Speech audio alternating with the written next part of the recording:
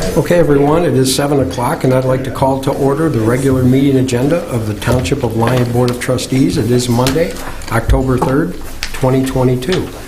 If we could please stand for the pledge. I pledge allegiance to the flag of the United States of America and to the republic for which it stands, one nation, under God, indivisible, with liberty and justice for all.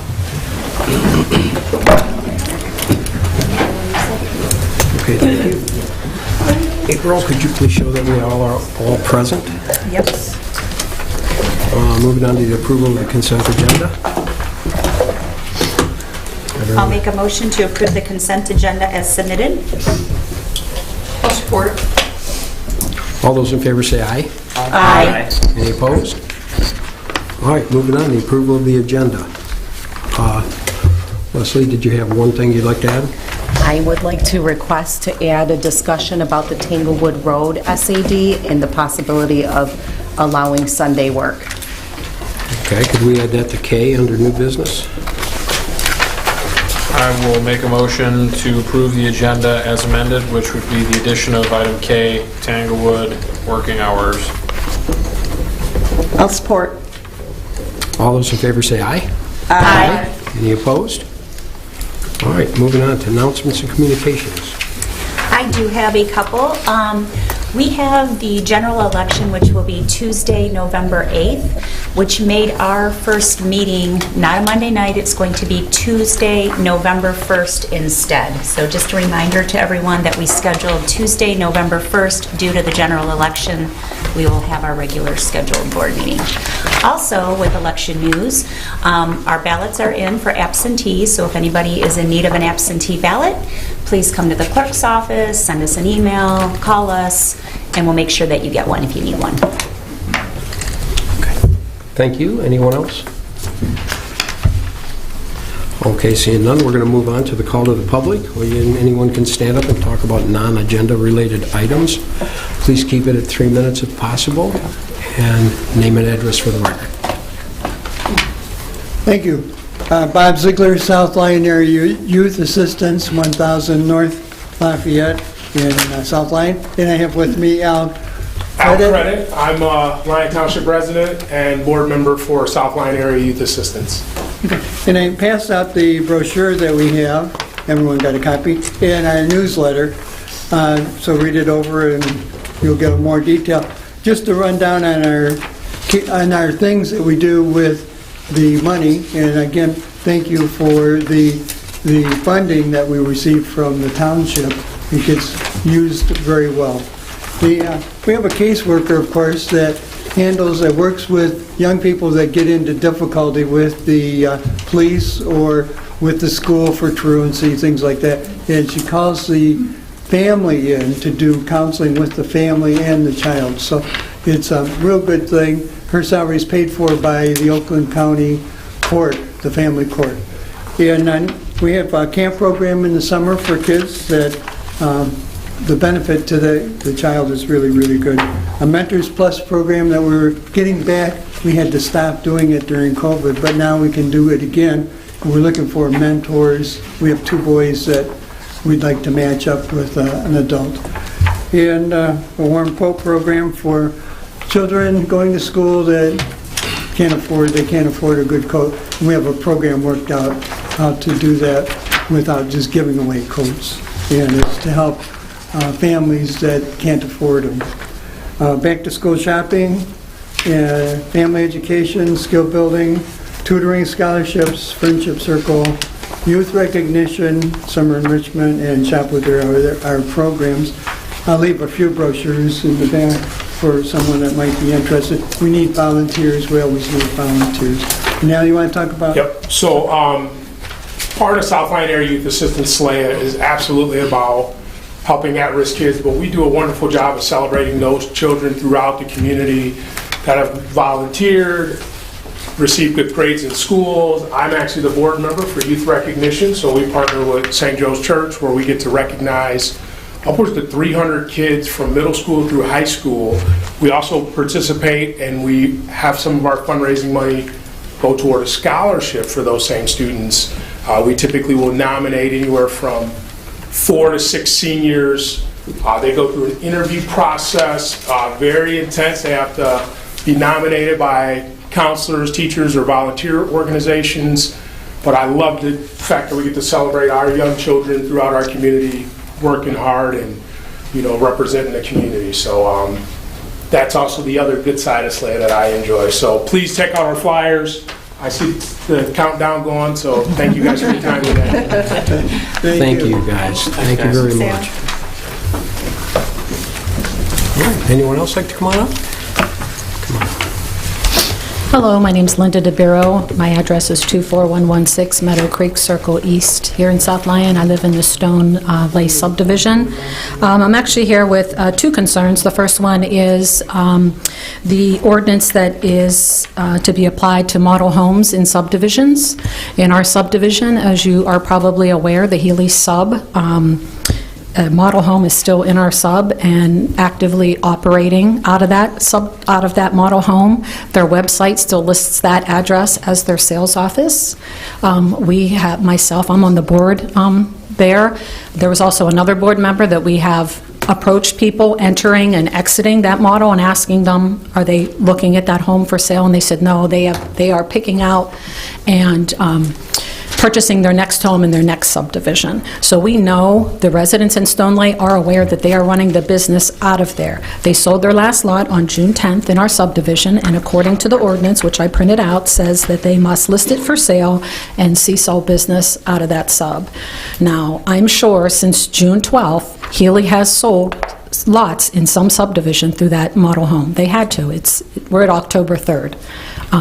So we've emailed Mark Snyder several times, and we keep getting basically, excuse my French, a runaround from him. So we'd like to see the board implement this ordinance that you have on the books, because I did see back on the July 11th agenda there was to be an amendment to it, and it was tabled, and I don't see that it's been put back on the agenda, so I'm not sure what happened with that. But the homeowners of Stoneleigh would like for you to enforce that ordinance, if you possibly can.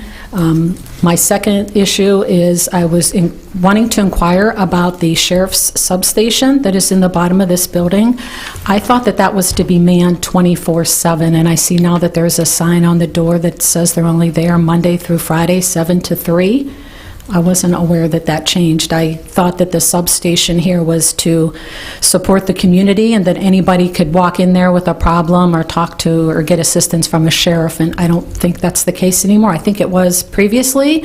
I don't know what has changed over time with that.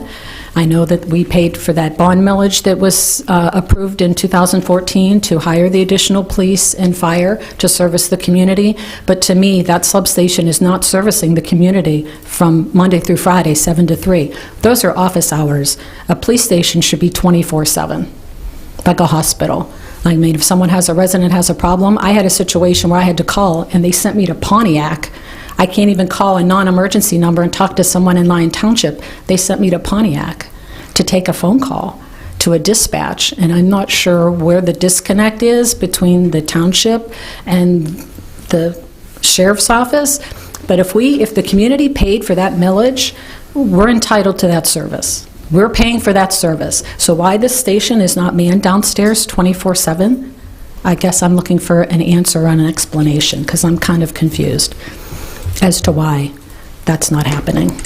Okay, we'll look into that for sure. Okay? Thank you. Thank you. Okay. Anyone else? Okay, seeing no one, we're going to move on to the reports. First report is Amy, DDA. Hello, everyone. Hi.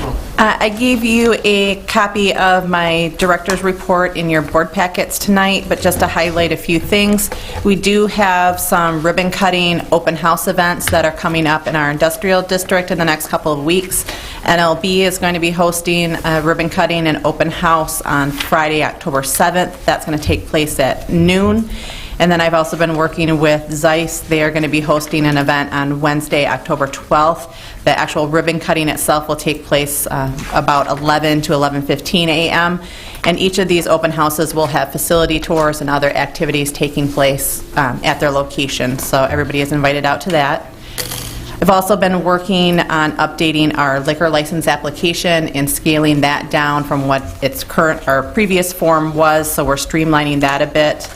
I've also had some meetings with the Michigan Restaurant and Lodging Association to discuss restaurant recruitment for the area. So we're working on possibly creating a program where we can reach out to their entire membership to try to introduce them to our community to see about some possibilities of bringing in some restaurants to the area. I wanted to make you aware also that, along with what Michelle was saying earlier, because of some shifts in schedule, the next DDA board meeting is going to be taking place on Wednesday, the 12th, instead of the Tuesday. And we're actually having one of our required informational meetings at 5:30. There'll be a presentation just on what the DDA does in general, how we're organized, and some of the projects that we've done in the previous year. Again, that'll be at 5:30, and then our general DDA board meeting will be at 7 p.m. that day. And we'll also be working at that meeting on defining some specific projects for our Oakland County agreement update that we're going to be proposing. And then we have some other events that are coming up, a History on the Grand tour that'll be taking place on October 14th. We have our Scarecrows on the Grand taking place the 14th through the 31st. We have, I believe, 26 businesses and organizations that have signed up for that. So that's going really well. We'll have our Goodies on the Grand, which is our trunk or treating event that'll happen on Saturday the 29th, followed by a movie in the park. Sadly, we lost a couple of restaurants this last month, Novella's Pizza and Kensington Grill, but as I said, we're being very proactive in trying to recruit some new ones to come into the area, but we're sad to see those go. And then I wanted to make you aware, lastly, that Kensington Valley Chamber of Commerce has now been renamed to the Lyon Area Chamber of Commerce, and I included in your packets a copy of the new logo that they are utilizing, and they modeled it in line with our Love for Lion campaign that was previously created so that it reflects that logo. So we're very excited about that and working with the other area communities. So, any questions? Thank you, Amy. Thank you, everyone. Questions? All right. Thanks for that update. Moving on. Fire, Chief Manley. Good evening. I got a couple items here for you this evening. Chief wanted me to pass on that the fire department is going to have its once again annual Halloween party Saturday, October 22nd over at Station 1 next door from 6 to 8 p.m. All township residents and children are welcome to come next door and participate in it. It's usually a really great time and everybody loves it. Hoping for a good turnout this year. Chief wanted me to pass on that we did hire a fire marshal. He will be bringing that individual next month to the board meeting to make a formal introduction in regards to that. And just an update on the ladder truck. We are anticipating in-service of early November and tentatively planning a push-in ceremony probably middle of November. We are still waiting on some very pertinent items of equipment that will allow us to actually get that truck in service. And as soon as that gets here, we should have it in service hopefully by the beginning of November. That's all I have. Anything else? Any questions? Oh, good stuff. Sounds good. Thank you. Thank you. All right, moving on to the sheriff. Sergeant Brown, how you doing? Good, sir.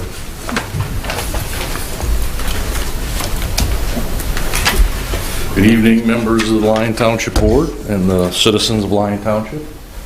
I'm Detective Sergeant Anthony Brown, assigned here as the Oakland County Sheriff's Office, Lyon Township Substation. Lieutenant Whitfield is currently in circuit court on a criminal trial, so he sends his regrets and asks me to stand in to provide the board the monthly report. In addition to our several traffic complaints and 911 calls for help, these are a few highlights of what we've done in September. On Saturday, September 24th, deputies participated in the South Lyon Pumpkin Festival by providing parade traffic control, and that went well. Secondly, deputies have been working at the Blake's Orchard over the weekends, providing contracted services for on-site police services. We have received many positive community interactions there, and the deputies have enjoyed that with the kids. Thirdly, on Friday, September 16th, Lieutenant Whitfield and some deputies participated in the Oakland County Special Olympics torch run.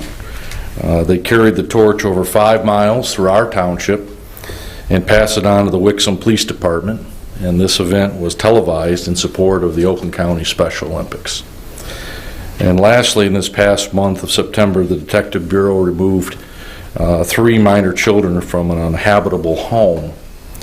In conjunction with the Michigan Child Protective Services, detectives secured first-degree child abuse torture criminal charges against the parents through the Oakland County Prosecutor's Office. This is an ongoing criminal investigation, so I can't divulge any further information other than to say the children are safe. We'd like to thank this board and the citizens of Lyon Township for your continued steadfast support. I'll take any questions from the board. Okay. Any questions? Thank you. Thank you, Sergeant Brown. All right, moving on to Planning Commission. Okay, we had only one meeting in the month of September, and that was Monday, September 12th. We scheduled 3 public hearings, all of which are on our agenda tonight. They were the collection bins text amendment, the driveway aisle width text amendment, and the EV charging stations text amendment. All were recommended for approval to the Township Board. We had no old business, and that concludes my report. Okay, any questions? All right, moving on. Lise, ZBA? We did not have a meeting, but good news, October 17th. We're back on the agenda, we're back in the House, and we have not 1 but 2 cases for our ZBA meeting. All right, thanks. I do know Oh, that... and we're 1 member, thank you, Brian. Go ahead. We're 1 member short, so we're still in need of... We've got the feelers out. Okay, moving on to building, and Dave had an emergency tooth situation, so he had to leave us tonight. And next is the water. Hello, folks. It's good to see you again.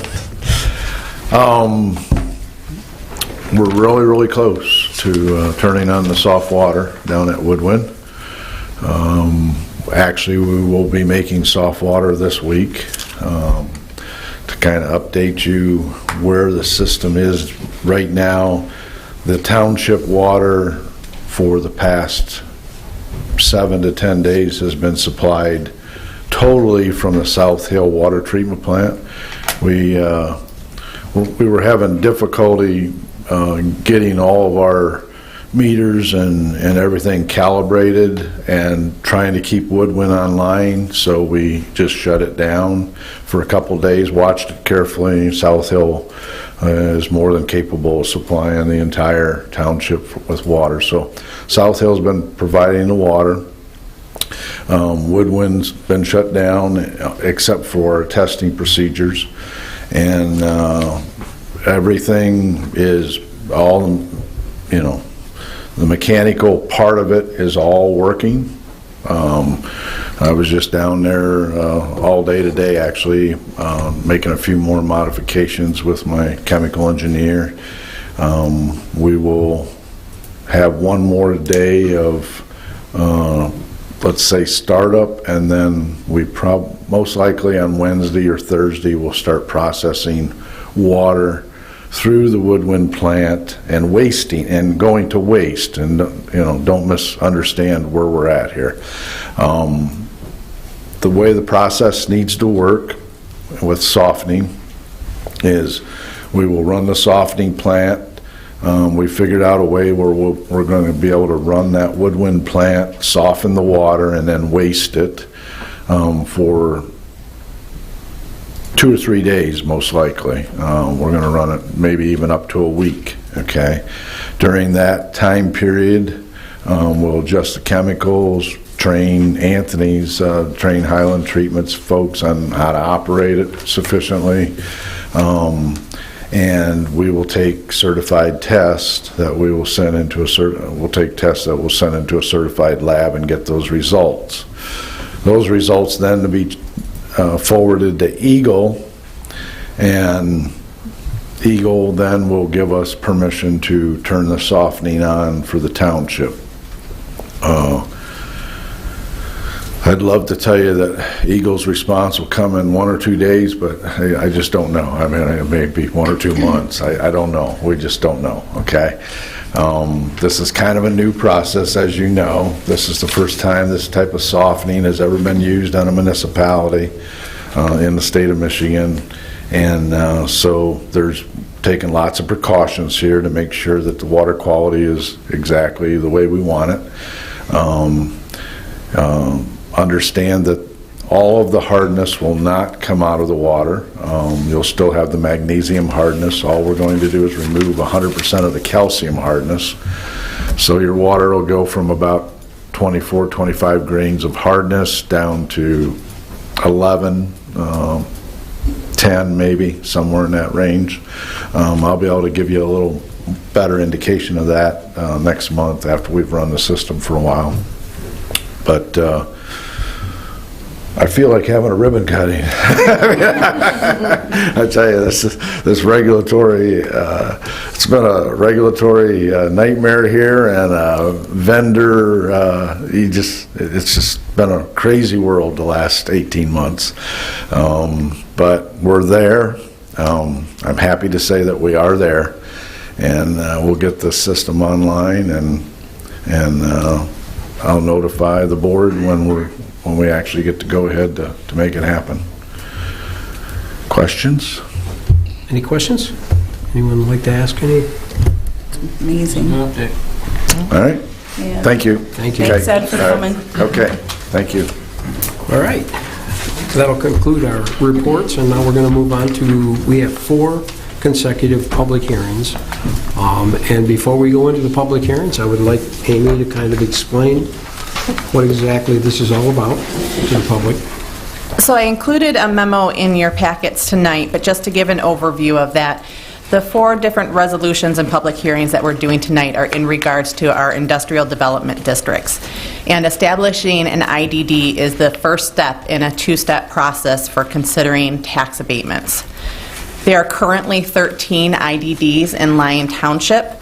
The first one was created in 2008, and the most current done in 2020. Because the Township Board passed Resolution 2022-09 on April 4th, prohibiting any further acceptance of tax abatements, it's recommended that the Township take action and start dissolving any current IDDs that don't have current tax abatements.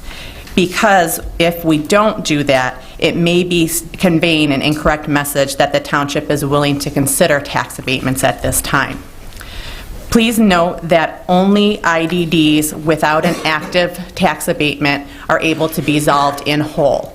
However, it is possible to remove parcels that don't have a current abatement from those IDDs, leaving just active tax abatements in the IDD. So included in your packets were copies of the original resolutions that created the IDDs, copies of the resolutions being proposed tonight, and also to make you aware there is a 2-step process involved in dissolving IDDs.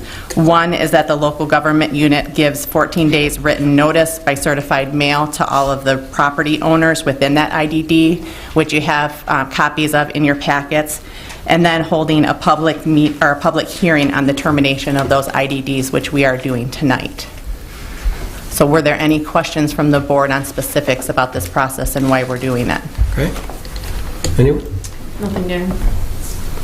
Okay, that being said, then we're going to go ahead and move on, and we're going to open the first public hearing at 7:23 concerning termination of Industrial Development District Number 1. And I will open the floor for anyone who would like to come up and talk about number 1.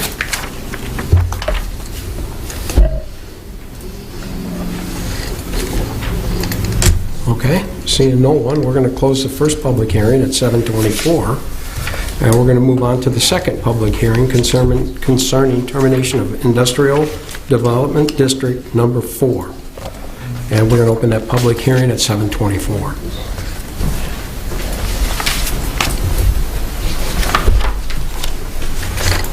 Okay, seeing none, we're going to close at 7:24. We're going to open the third public hearing concerning termination of a portion of Industrial Development District Number 11. 724 also. Oh, my goodness. Thank you.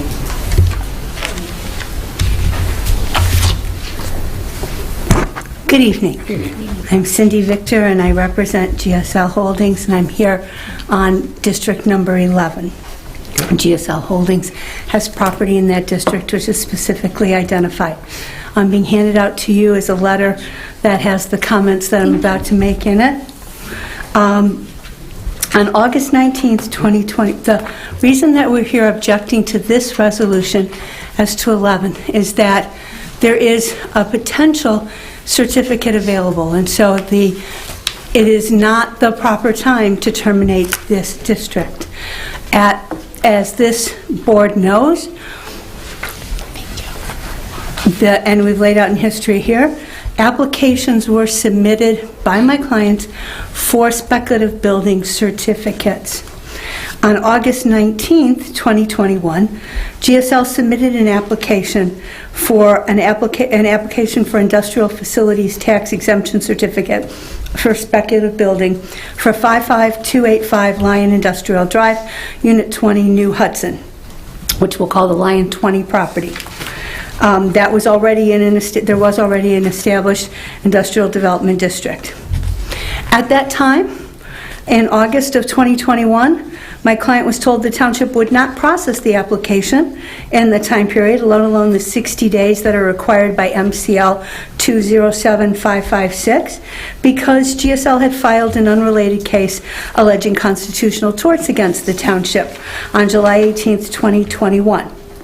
Because we attempted to resolve it, it was not possible, and because we do not believe this was an allowable reason to not process the application, in October of 2021, GSL filed an amended complaint in the federal litigation which set forth the details of filing the application and the failure to process it. On March 18, GSL submitted another application for the Lion 20 property.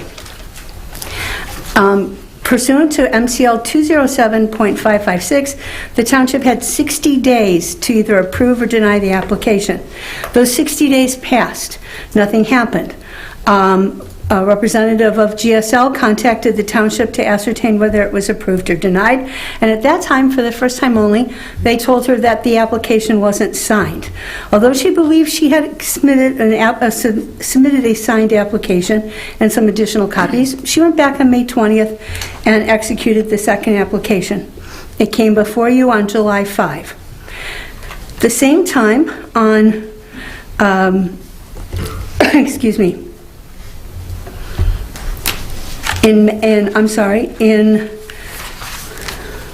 March 18th of 2022, GSL also submitted an application for an industrial facilities tax exemption certificate for speculative building for 30180 Research Drive, Unit 8, New Hudson, Michigan. And you'll see these addresses as addresses that are part of the District 11 that you want to dissolve. The township had already established a district, again, when this was submitted in March. Again, the township had 60 days to either approve it or deny it. Nothing happened. There was no allegation that this one wasn't signed. Instead, both of the applications for the Lion 8 property and the Lion 20 property, my clients were told would be on the board meeting for July 5th, even though that did not meet the timeline that the statute sets forth. As this board knows, their applications were denied. However, even as of this date, the township has not provided GSL with a resolution denying the application. There was no determination that the statutory requirements for the approval of the application were not met. So on July 14, 2022, GSL filed with the State Tax Commission, which is what the statute requires, its appeals from both of the actions on the Lion 20 and the Lion 8 property. That appeal remains pending. Pursuant to MCL 2076.557, the State Tax Commission on appeal of a disapproved application, quote, shall determine whether the facility is a speculative building or designed or acquired primarily for the purpose of restoration or replacement of obsolete industrial property or construction of new industrial property, and whether the facility otherwise complies with Section 9 and other provisions of this Act. Section 9 is just if there's an error in an application, an applicant can file an amended application. If the Commission so finds, it shall issue an industrial facilities exemption certificate. This, on appeal, the Tax Commission has the authority to issue that certificate. That appeal is pending, and a district cannot be dissolved until that appeal is resolved, because it could lead to the issuance of a certificate. And if there's a live certificate, as was accurately pointed out, you can't dissolve that district. We submit that the actions of the township in trying to terminate Industrial Development District 15 is at best premature, and at worst, a further attempt to retaliate against my client. As to being premature, since the State Tax Commission has the right to issue the certificates which GSL requested, we don't believe you can terminate under these facts. And at best, you need to, we think you should deny the resolution as to District 11, but at best, table it until those appeals have concluded. On behalf of GSL Holdings, we ask you to either deny the resolution or table it, and I'm happy to answer any questions. And denial of the termination of the district today doesn't stop our appeal from going forward. All it does is make us go back to the State Tax Commission, and they can reverse all of this. And y'all know we have the other suit pending. Okay. So I'll be happy to answer any questions. All right, thank you. All right. Again, John, I think they should be reminded we have a 3-minute time limit. Yeah. No, yeah. Okay, we're going to close the public hearing for District 11 at 7:32, and we're going to move on to the fourth concerning termination of Industrial Development District number 15 at 7:32. Okay.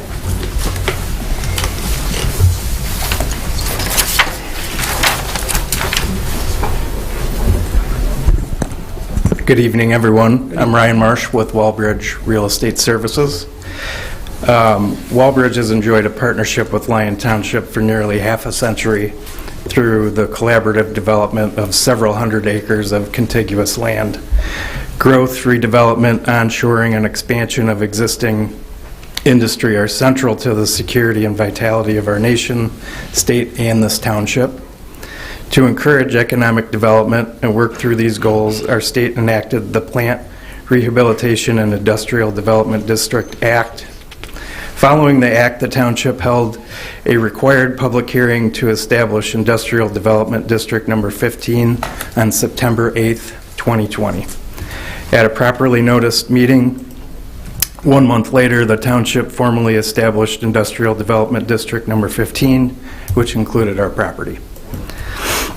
In reliance on the township's approval and express need to increase the number of jobs and business activity, we work diligently and continue to expend funds to develop this property. We believe that the development of this property would benefit the community and businesses in this community. We are here tonight requesting that you table this matter for further discussion. Thank you. Thank you.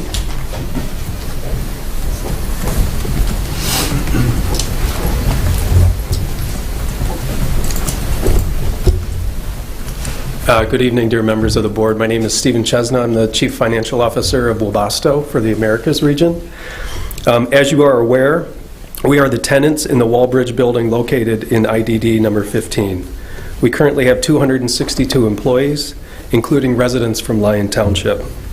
Following the township's establishment of IDD number 15 and Wallbridge's investment to construct our facility, we also relied upon the township's previous actions and the established master plan in selecting the new Hudson site for Wabasto. We invested significantly to further improve the building and install state-of-the-art equipment for our manufacturing operations. The new Hudson plant is a strategic pillar in our total regional footprint with high potential for growth, output, and jobs. We have submitted applications to complete the abatement process, which the MEDC supports. Taking away the established IDD will severely diminish our ability to be competitive in the market, and it will erode our efforts to bring good manufacturing jobs back to Michigan. We are here to also urge the township to table this action item and allow all affected parties the ability to discuss and determine the best resolution for this matter. Thank you for your time. Thank you.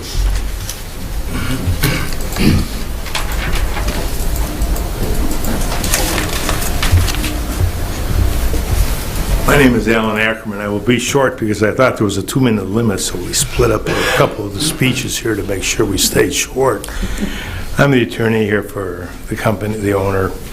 You know, the community placed a hold on this activity 6 months ago, ostensibly to review policy. I get the sense that you feel that you're going to develop with or without the tax benefits. I'm not sure you're right. I'm not sure you're wrong either. I know one thing, as a city of Trenton attorney, I plan on figuring out how to do IDDs down there because we have too much vacant land. But I look at your situation here as an outsider, because I really am, and I just have a tough time understanding how you approved something 2 years ago and then changed your minds about it after we spent literally millions of dollars and put ourselves at risk like this. And what worries me even more so is that I did the gas storage case out there, 26 years ago, and because there's a gas storage field underneath our ground. And I teased everybody. I said I made all the claims for damages. It doesn't seem to be hurting you a bit now, but that's the way it is. But the reality here is that we put our money and our hearts in this thing with an expectation. You gave us the 2 years. We put a stay on it. We're ready to do our development. We want to get this done. I know this is a real problem for you. I know there's other intricacies that are affecting how you feel about this in a way. But it's a word I kept on using the word stay instead of table. But I've mentioned table to everybody in our group so many times that we all use the word now. But as I look at this, is one that I'm most at the table and just sit back and think about this a bit. Probably would do all of us some good. Are we stopped? I think so, but I don't want to even think about that. I just want to get this worked. We want to get some buildings up there, and we know that these people we know they're going to Auburn Hills where they'll get their ID, and that's what's really bothersome to us. And that's the way our development is. I mean, McClough Steel Plan done by your council, the rezoning was. If we didn't have all that government funding for the cleanup of that and the tax benefits, they wouldn't come to Trenton. I hate to tell you this. I think it's a beautiful community. I love this drive here today. Is amazing because I just don't go south at this exit.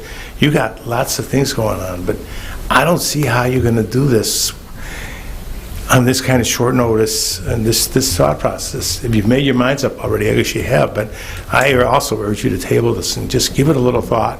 We'll sit down and talk to you about it. We're concerned. Thank you. Thank you. Do you have any questions? I'm sorry. How rude. Excuse me. Thanks. Okay. Anyone else like to come on up? Okay, seeing none, we're going to close the fourth public hearing at 7:38.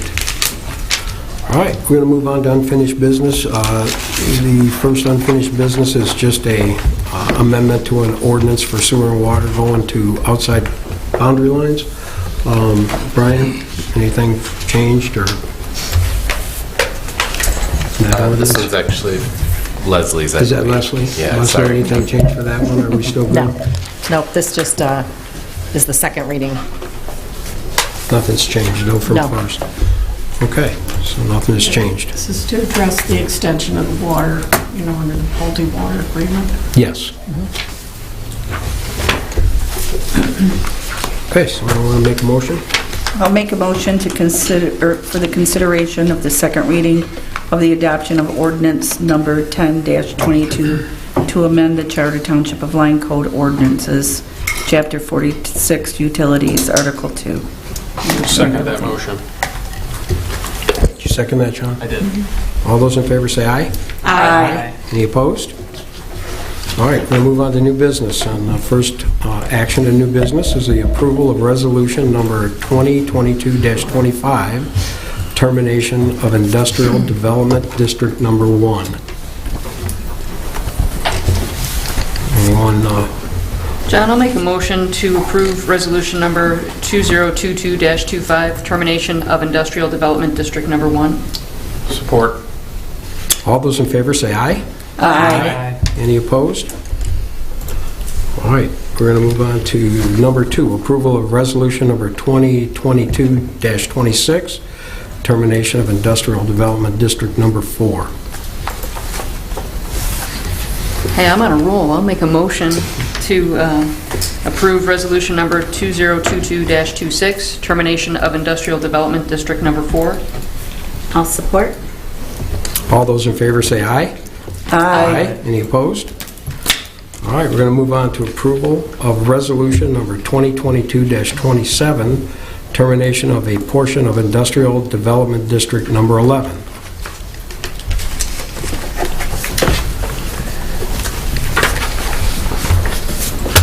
I guess, John, I did have one question on this one, given, maybe it's for Carol, but given information that was presented tonight, I'm just curious if that has any impact, or because it was just produced tonight, is that something that, as a part-time trustee, I don't really know the whole backstory on this or not, just... Number one, it was just given to you tonight, and it easily could have been submitted earlier so that it could have been in your packet. Number two, since it was submitted tonight, I have not had the chance to go through, and I could comment paragraph by paragraph on what I believe is accurate and what I believe is not, okay? So I think you should just approach it on whether or not you want to proceed with terminating this IDD. It is true that there is a pending appeal on the denial of spec building status, and that will remain pending, but this termination has nothing to do with that. It has nothing to do with the lawsuit. So whatever decision you want to make, you can move forward. Okay. Anyone else have any questions? Is there any limitation on the time of that appeal? And if that appeal were to be granted after we were to have dissolved the district, do we just have to reestablish the district? Is there any negative impact here? At this point, I would not be concerned about the appeal. The appeal is to determine speculative building status. Number one, the township is under no obligation to grant that status. And number two, the scorecard was applied, and under the scorecard, the project did not meet the requirements to be granted spec status. So I would not, consider that appeal in your decision. I guess following up on that, though, I'm not concerned about the litigation. I'm concerned about if a decision is made. We all talked months ago about kind of ending, at least for a period of time, tax abatements. And I understand what Amy said in her report, which is that you want to send a clear message. You're either going to do them and the table is set for that, or you're not, and you don't send mixed messages. And I agree with that. But that doesn't mean that in the future, if someone was to come in and present a case, we could recreate Correct. any and all of these districts or further districts, along with the new policy for how we would potentially roll out future tax abatements. So I just want to make sure that I'm kind of making a statement, but also asking a question at the same time. This doesn't forever close a door. That's This correct. simply cleans up and kind of coordinates these two kind of policies or all these documents to be in the same place at the same time. That's correct. That's one of the main things that was discussed by the board when this decision was made to pass the resolution to grant no further abatements, is that, at this point, they were not needed for a number of legitimate reasons, but it was something that in the future, if something were to come up, the township would consider it if deemed appropriate, and also, come up with more, different criteria to evaluate whether something should be done. Thanks. So a quick question. So if these get dissolved, is it much harder to get the tax abatement? I mean, is it a... See, the only heartburn I have a little bit with this whole thing, and it's just me, okay, and it's been with me a long... We actually, there's buildings that are on these parcels, right? That we did talk about a tax abatement for these buildings. The ones that we dissolved earlier have no buildings, not even a plan for a building. So I don't know how, if that's mixed messaging or... Well, again, I don't know what buildings you're referring to, and I don't know whether they were... Well, the Webesto building and the buildings that are on 20 and... But that's not in this district, right? It's talking about 11. That's in 15.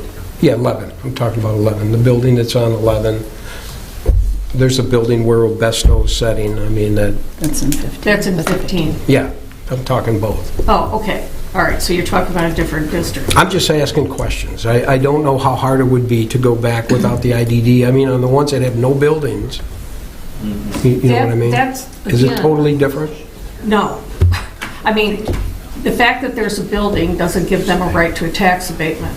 The fact that they've been given speculative status doesn't give them a right to a tax abatement.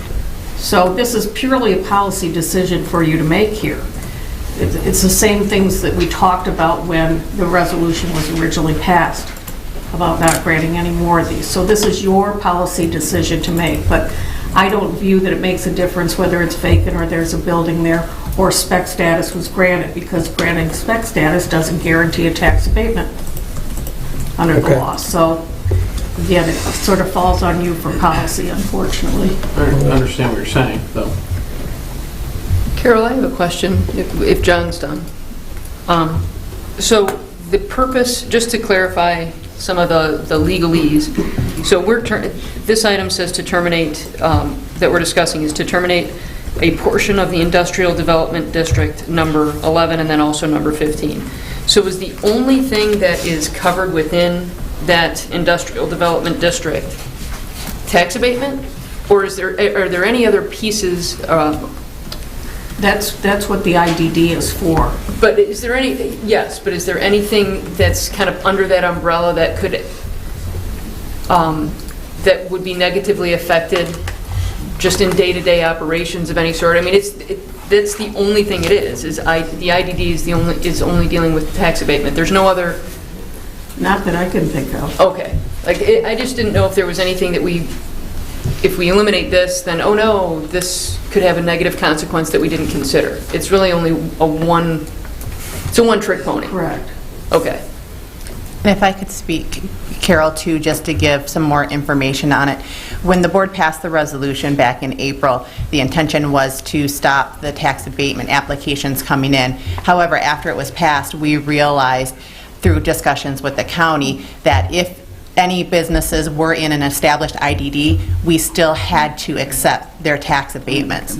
So that's where this conversation came up, was, well, if the board's looking to stop applications, then we need to go one step further and dissolve these IDDs. Otherwise, we're still having to accept them. Right. So that's what the intention was. And it does not stop us from recreating, as Sean had mentioned earlier. It's a simple process, the same with public notice, public hearing. It can be done in a month and a half, 2 months tops if needed. So that is something that they could apply for at a later date if the board does want to reconsider the process and move forward with opening them up again. Right. And just to clarify, that would require you to accept the application, but that doesn't require you to approve it. But Amy's exactly right. This is to clean it up and get it into the status that you wanted by passing that resolution. So without terminating this, then we would not be able to achieve... Without terminating this, anybody that has property in that district could come and apply for either spec building status or a tax abatement. You'd have to accept and consider that application. Now, they're always discretionary, so you wouldn't have to approve them, but you would have to go through the process on something where you, by resolution, stated, we're not going to approve it. So it's, as Amy said in her memo, And it just still being opens up- straightforward with everybody. And it still opens up an avenue for someone to appeal that finding too. Correct. So it's not just, it Correct. doesn't always end here. So we're Exactly. potentially leaving open what could be a multi-layered process. Correct. Okay. And Amy, you answered a really good question that I hadn't thought of. Well, I'd like to say that I thought of it, but you answered before I could think of it, which is how long does it take to reestablish an IDD? So in a 2-month period, it would be fair to say that one could be reestablished or established anew if it did not exist before. There's no difference in the process. Correct. Okay. I'm ready to make a motion. Go ahead.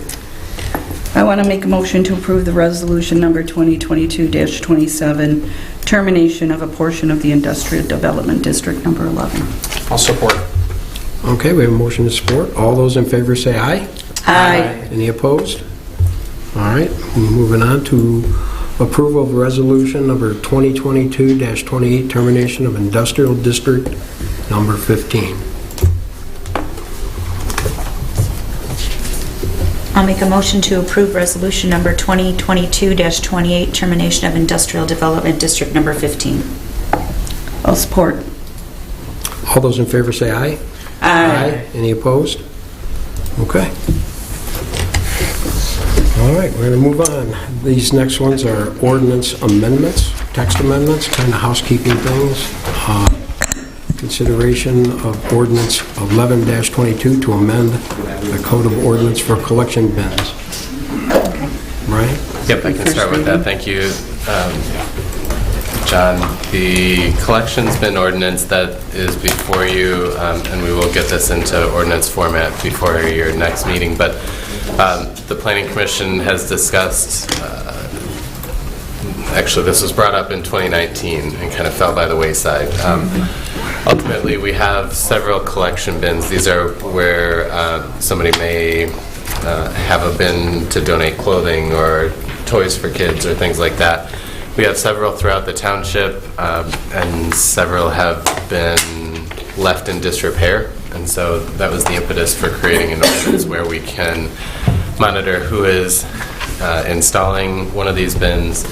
And in that process, we are requiring somebody to apply for a permit. We're requiring them to provide some information and contact information so that we can get in contact with them to correct things like poor maintenance.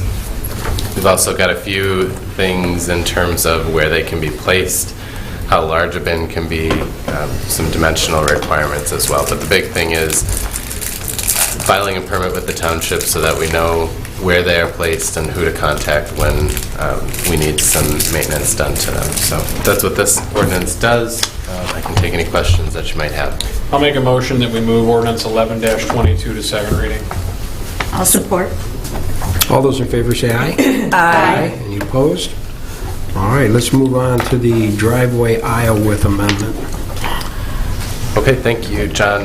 This is a collaborative effort between the fire department, engineering, and planning to update our driveway width standards to accommodate the new apparatus that the township has acquired, as well as consistency with the fire code. So we've simply added 2 feet to driveway widths across the board. Other than that, no changes. We also are going to be incorporating some updated graphics along with that change. Because the new truck's tires are $1,000 a piece, and before Chris can make a comment, because I'm sure he's got a question, I'll make a motion that we move ordinance 12-22 to second reading. I'll support. I was just going to say I like it. All those in favor say aye. Aye. You opposed? All right. Now we're going to move on to the EV charging amendment. Brian? Okay, our last item for discussion on ordinance is the EV charging stations. This originally came before the township. Several of the planning commissioners are very interested in the topic as we've been talking about the master plan, and when we did our public engagement, there was some desire to have, or there was some anticipation that we're going to be transitioning towards an electric vehicle future. And so we took a look at the ordinance, and right now there are a few changes that need to be made to accommodate EV chargers. Today we've just in practice, the zoning administrator and myself have said, if you want to install an EV charger, that's fine, but you still have to meet your parking minimums. You still have to, they have to be installed in a safe manner. They can't block other spaces, typical things like that. Well, that's really what we're hoping to accomplish here. And so we've defined what an EV charging station is. We have defined some of those things. The other thing while we were in this ordinance, though, was took a look at our current definitions for filling stations, which today are defined as gas filling stations. And what I want to do is broaden that to just a filling station. So we're going to treat an EV station where there's 5, 6, 7, 10 chargers. We would treat that no differently than a typical gas station today. So we're making that change as far as the definitions for EV stations. And then we also have a few minor elements to this ordinance similar to our donation bins. We want contact information. We want to make sure that they're maintained properly. That was one of the big concerns of one of our planning commissioners. So there's a statement in there that says EV charging stations that are not operational shall be considered abandoned uses and may be required to be removed. So we want to make sure that they're not just abandoned infrastructure in the future. Would that be like similar to like a gas station that's abandoned, removing the tanks and stuff? Mm-hmm. Is that how we're kind of treating it? Yeah. Yep. Okay. Any questions, or we want to make a motion? I will say, though, that SEMCOG has kind of identified our corridor as lacking in these types of facilities once you get this far west of the metro area. So, is there any community that's not lacking? How long would it take you to go to like Florida on spring break? 5 days. Longer vacations. Zero. I mean, that was zero. Yeah. Like zero charging still drive a car with an stations internal combustion engine. I want the record to reflect that. I'll make a motion to consider the consideration of the introduction of ordinance number 13-22 to amend the Charter Township Flying Code of Ordinances, EV charging stations, text amendment AP 22-50. Support. All those in favor say aye. Aye. Any opposed? All right, we're going to move on to the alcohol and liquor to provide penalties and violations amendment. This one's a little more involved. Yeah, and I guess with this, we started working on the liquor license application, trying to pare it down a little bit because it was very, very long. And in the course of doing that, we decided to do some tweaks to the liquor license ordinance itself, and that's what's before you. We're adding back in where the township is at least going to review transfers, because even though you don't really have a say, I understand the MLCC will consider what you have to say, so we might as well provide our input on that, and then just some other little tweaks that we thought were appropriate. I really like the changes. Thank you. Anyone have any questions about the changes? Because I like the changes, I'll make a motion that we move ordinance 14-22 to second reading. I'll support. Okay, all those in favor say aye. Aye. Any opposed? All right. Okay, the budget discussion is we want to get the first budget together by the end of October so that we can have our first budget workshop in October this year. And so we were looking to possibly try to set something up for that week, the last week of October. So you want a date? Yeah, I'd like to get an idea of when we could all meet. Would we be able to do it at like 5 o'clock? Yeah, we did it. That's what I usually do. We did it at 4 o'clock last year. We're early, a little earlier. Well, that could work too. I don't know, but I don't like know that. about everybody, like Lisa's school and all that. If I could have, a police escort on 96 to battle that traffic, I'm sure I could arrive. I can usually get home by 3:15 each day, so So maybe 4 o'clock could work? yes. And I am not speeding. I don't know. So what's a good day? What's a good day for you? Anybody have a good day in that week? 25th. Sorry, which day? 24th and Last week in 25th are really October, the bad. 24th, well, the 24th is a we meeting, have so... Planning Commission. Oh, Yeah, so okay. 25th, 26th, 27th. How about the Yeah. 27th, Thursday? Fine for me. It's good I for me. think that would work for me at 4 o'clock. Anybody, is everybody good with the 27th? Chris, I Thursday? think so. I'm fine with It's not that. a common meeting. 4 o'clock. At 4 o'clock? That's the fourth Thursday, is that right? I don't have any measles. That's perfect, that'll work. Yeah, I'll get If everybody's good? Yeah. 4 to, yeah. Chris, you good? Yeah, I think that works. And then right Sean? after that, we'll just roll Yeah. into counting ballot trays. Okay, then that's our Yeah, first no, just budget kidding. meeting, October 27th, Thursday, 4 PM. All right, the next one, Good. consideration of a nonprofit recognition of local organization for Great Lakes Bombers Youth Baseball Club. Oh, he didn't come. I thought I thought he was coming. I thought that was him then. Oh, I thought he was here. This is very, All right. this is very straightforward That's okay. though, right? It is, yes. Michelle, thank you for explaining this Yeah, to me today. he lives in the township, so that's the reason we have to approve it. He is going elsewhere to do his fundraiser, but because we are his address for the 5013C, he had to come to us for approval. So all you need is a motion approving the nonprofit recognition of local organization for Great Lakes Bombers Youth Baseball Club. Yes. And I will make that motion. I think Chris supported. He did. All those in favor say aye. Aye. Any opposed? All right, we're going to move on to the Sunday Tanglewood work. Leslie, you want to just explain that and we can get that? We need to get this paving project done. Just tell us. Yes, that's correct, and I am requesting Sunday work to possibly offer that to the contractor. I have had communication with the Tanglewood Board, which we've communicated with them throughout the project, and I've heard from 3 out of 4 of them, and they had no objection to Sunday work. What time of day?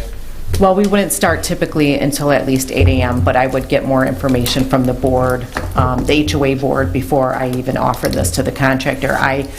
I see that they are struggling to meet the contract times, and this still might not work, but it gives probably another 6 or 7 days of available work days. And with weather, it's just a tool that I am requesting to have in my toolbox to hopefully get this project paved. I'll make a motion to allow work on Sundays for the Tanglewood paving project, so long as the work does not begin. And I mean no work before 8 a.m., not warming up trucks, no banging of tailgates, no backup beeping until 8 a.m. I'll support. What about the end, what about when's the end of the day? 6 p.m.